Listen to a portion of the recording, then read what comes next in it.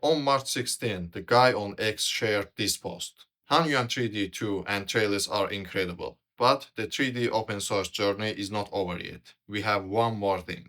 I started following the developments. The exciting part was that he wasn't just comparing these models with open source ones like Trellis and Hunyuan3D, but also with high-end closed source ones like Tripo 2.5. I discovered that their AI uses a new method called normal bridging to generate 3D models. This method has its own advantages and I'll talk about them very soon. Hi there, welcome to Pivot Point. Happy to see you here. Here you can see some comparisons made by the developers. Their main competitors are Hunyuan3D and Trellis, which is why they compare their AI with those models. And not gonna lie, on their own website, Hi3DGen looks superior.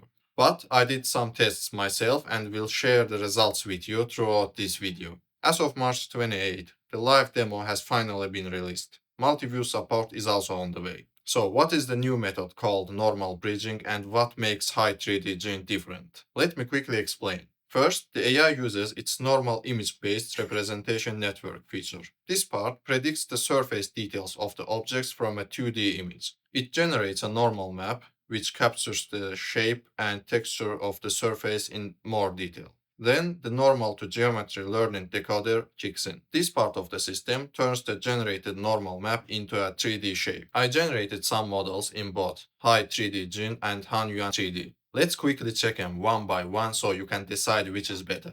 Or in what situation one outperforms the other. Some images are also from Hunyuan3D's image library, a dragon model. Just look at the bumps on the skin. It modeled details that should be on the texture. I think Hi3DGen is definitely superior here. Although both AI models are in the experimental stage, it's still interesting to compare them side by side. This is a crocodile model from Hunyuan3D's library.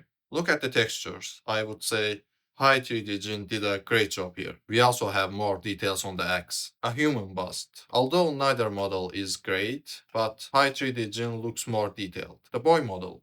I would say Hi3DGen won this time too. The details on the body and shorts looks great, but I think the face looks better in Hunyuan3D's model. A house model. Hi3DGen is the clear winner here. It almost looks textured even though it's not, thanks to the bumpiness effect added to the mesh. Some fruits. For some reason, both AI models messed up the Apple models.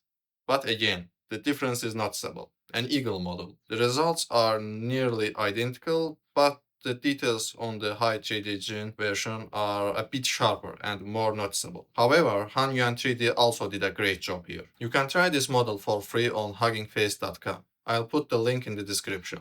According to the developers, the source code of this model will be released before April 10. This means we'll be able to install and run it locally for free. I'm also looking forward to multi-view support because Hi3DGen uses normal maps to add a lot of detail to surfaces. If this feature gets combined with multi-view, it would be a significant step forward in AI 3D model generation. Feel free to do your own tests and share your experiences in comments.